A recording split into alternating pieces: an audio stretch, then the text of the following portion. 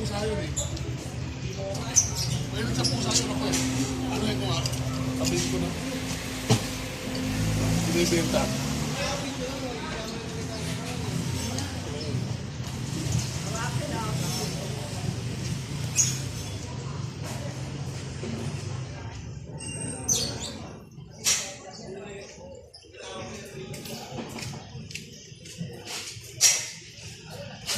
Ano ko mahilig sa pusa eh.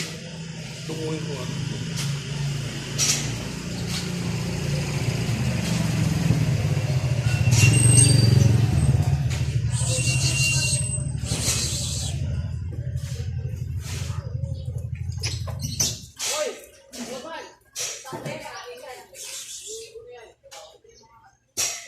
Kumakama.